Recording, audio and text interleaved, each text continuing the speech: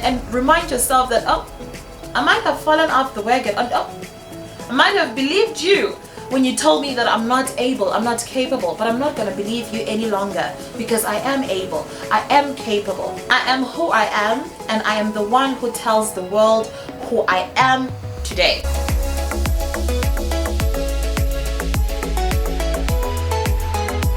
Hello everybody, welcome to my channel. This is Tlangi, and if this is your first time stopping by, I'd really appreciate you subscribing as well as hitting the notification bell so that whenever I upload videos, you're not missing out on any information. So in this video, I want us to do something different. This could be good for me. Lately I was feeling like So I want you to be thinking of the things that I'll be talking about right now as if you are in a session with someone that you trust, because I want this experience to be exactly that. This is not a judging space. We are not judging, we are not bashing, but these are just simply reminders that we are worth more and we are capable of more, and we should never settle. Never ever settle. First thing on the list is move different. Move different. You know, there are people who, when they think about you, they think they know who you are, they think they can describe you, but don't ever give people the luxury of being able to define who you are and be comfortable with that. Step up today as Tlangi. As you see me today, I have a red lip, I'm bold, you know, I'm courageous. Tomorrow when you see me, you might see me in a nude lip, you might see me in a gloss. Perhaps that day I just want to be, you know, sensual. I just want to be sexy yet confident. So never ever allow people to define who you are. If often you hear people say, oh, I didn't think you can do that, oh, I didn't think this is who you are, remind them that I am who I am, and I am the one who tells the world who I am today. Number 2 is let no false perception of other people throw you off. Most times people judge us, and people judge us based on their projections, based on their insecurities, based on what they feel, what they know, how they've been brought up. So I could be coming in like this with my bold red lippy, with my blonde hair, you know, a young black woman, confident, courageous, and someone could be like, oh, please. You know, and someone could be reacting like that because they feel intimidated. They're not expecting it from you. They're like, there is no way she can carry herself like that, you know. So it shakes people off. So when people don't get you, when you feel like people are not understanding who you are, it's because they also don't understand who they are. I mean, honestly, why are you giving yourself the burden to understand someone else when there is so much to understand about yourself? It is in our nature to want to prove to people that, oh, no, I'm better. No, I'm not what you think I am. I'm not like that. So this is when someone has said that, oh, you come across as being bossy, or I like taking control, I like leading, and I get frustrated when people are slow or when people are not thinking to solve problems. I get frustrated, and someone could take that as, oh, you want to boss us around, you want to tell us what to do, you want to dictate to us. And most times by default, because that's in our nature, I'll fall back and I'll be like, oh no, actually that's not what I was trying to do, that's not what I was trying to prove. So in essence, I'm nesting someone's ego, you know, I'm nesting their feelings because I don't want to offend them. I mean, how dare you offend someone's feelings? But then in essence, you're losing who you are because you're taking a step back and you're somehow bringing yourself down, you know, from the high pedestal that you've put yourself up in. Someone thinks, look at her in her high horses, be like, hell yeah, I am. Hell yeah, I am. The third thing that is going to make you stay elevated and keep vibrating higher is for you to disengage in toxic conversations. So here you are. You want to come to me, let's say you're coming to Tlangi because right now it's me and you. You're coming to me and you're telling me, oh Tlangi, I have this lovely idea, this is what I want to do, this is what I want to achieve, and I feel like I can do it. And here I am, I come, no. You can't do that because you're a woman. You can't do that because you're 21 years old. You can't do that because you're not married. You can't talk about that because you don't have kids. You can't do this because you have not graduated at school with this and this and this. You can't do this because you don't have the expertise. That is toxic, It's not a constructive conversation.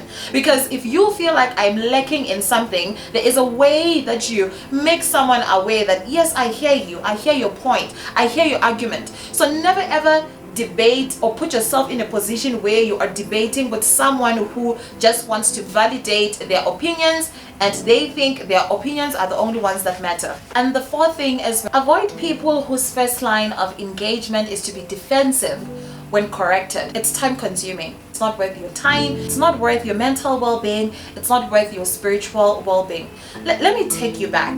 Just think of the days where you had an argument with someone, knowing very well that what you were saying was correct, or you had the facts and you know that what you were saying was correct, and the first thing that the person did was to be defensive. You know, they're not even trying to understand where you're coming from, why you're saying what you're saying, but then they already have an answer, they already have an excuse. No, I did what I did that day because 1 2 3 4 5. Oh no, you're also so sensitive. Why? Ugh, don't take it like that, don't take it too hard. But if it made you feel the way that it did, it made you feel the way that it did. So people who are like that, whenever you try and bring across how they made you feel or bring across something, stay away from them, because they're just going to keep you down. And in most cases, they're going to gaslight you. And trust me, you don't want to be trapped in the gaslighting cycle. You don't want to be trapped in there, because sometimes you believe in yourself, other days you don't believe in yourself. Other days you think, oh yeah, I can do it, I'm a good person, and then you remember someone saying that, oh no, you're a bad person because 1 2 3 4 5, or no, you can't sing, you can't do this, you can't do that, and then you go back to that cage and you remain there. And that is so wrong, because you're not fulfilling your greatest potential. Now, the next thing is intentionally seek your equal. I'm going to give you an example. I have 2 friends who started their businesses, and yes, I'm going to plug them just in case you guys need home decor stuff well curated for your lifestyle and your fashion sense. You can check them out. So it's at Shop Me,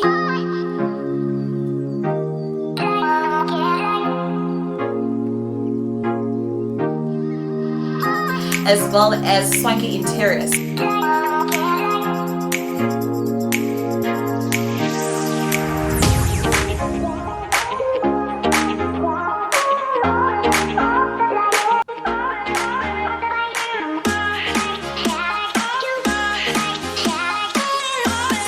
They started their businesses in the middle of a pandemic in 2020, and their businesses are thriving, you know. And for me, there's so many things that I wanted to start, but I just felt like, oh no, nobody cares, no one cares, darling, no one cares, just sit down, you know. Or you're telling yourself that already so many people doing this, why am I even doing it?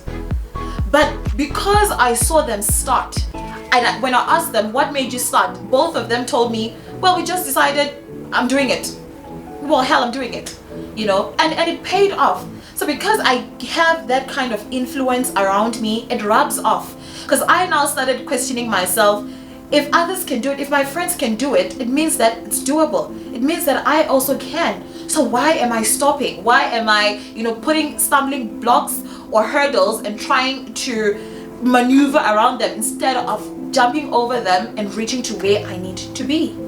That is the importance of surrounding yourself with people who have the same vision, people who have the same drive, people who are motivated by the same things, people who have the same momentum. Because sometimes you could be motivated by the same things, but the momentum is not the same. You are sprinting, you are Usain Bolt, and the other one is in a marathon. In a marathon. You know, you're like, and the other one's like, oh, I'm taking it easy. The aim is not to sweat. And I'm not saying that there's anything wrong with that, but I'm just saying that you need to assess where you are in life and where you need to go, and surround yourself with people that actually share the same interests. Number 6 on this list is what you allow will define you. And this moves across in a broader spectrum. What you allow will define you. Those feelings that you allow to stay in your head will define you. That voice, you know, that keeps telling you that, oh no, you can't do that, oh no, you're too old, oh no, you're too young, oh no, you're not yet experienced, will define you. Because at the end of the day, the actions that we take are highly influenced by what we think, what we feed our brain. This year I told myself that I am not ever going to say no. If someone says, can you do this, if I know that I have the ability and it's just that demonic voice in my head that's telling me that I can't do it, I'm going to say yes, and I'm going to prove myself right and prove them right. Show appreciation to them for trusting me with their vision. Right now I've started doing photography. Someone could be like, oh no, you can't, just because you love photography and critiquing things and art and whatever, that doesn't mean that you should be a photographer. Or if it's makeup, someone would be like, oh, just because you can do makeup on yourself, that doesn't mean that you should be a makeup artist. And child, if I listened to that, I wouldn't be anywhere in life. I wouldn't dream bigger. I mean, who would have thought that a quantity surveying graduate will be doing what I'm doing right now? Nobody. I mean, the level of efforts that I'm now putting in my YouTube, in my creative stuff, I wouldn't have thought about it. And that is if I had allowed people to tell me just because I studied quantity surveying, then that is what I should do, which is wrong. You are worth more. You are capable of more. You have it in you. If you've been thinking about it, dreaming about it, it means it's in your path. It means it's supposed to manifest. It means it's supposed to be. But you're blocking yourself. You are standing in front of your greatest achievement and dreams because of fear, because of what you've told yourself, because of the little demonic voice in your, and trust me, it's not even from God, because God doesn't operate like that. He doesn't move like that. Think about it. Think about it.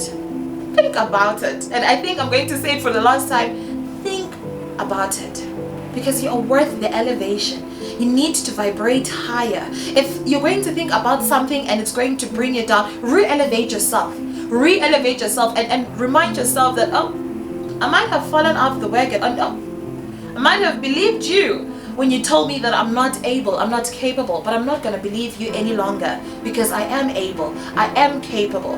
And trust me, whatever you tell your brain will do. Your brain is like a calculator. it's like a machine. Whatever you put, the input is going to equal the output. If you say 3 by 4, it will tell you it's 12. So it's going to give you what you give it. Give your mind the catalyst for it to give you the result that you want. Thank you so much for watching this video, guys. I hope that it's going to be impactful enough and motivate you enough to step up and do your best and put your best foot forward. Do take care and keep well, and remember to be kind always.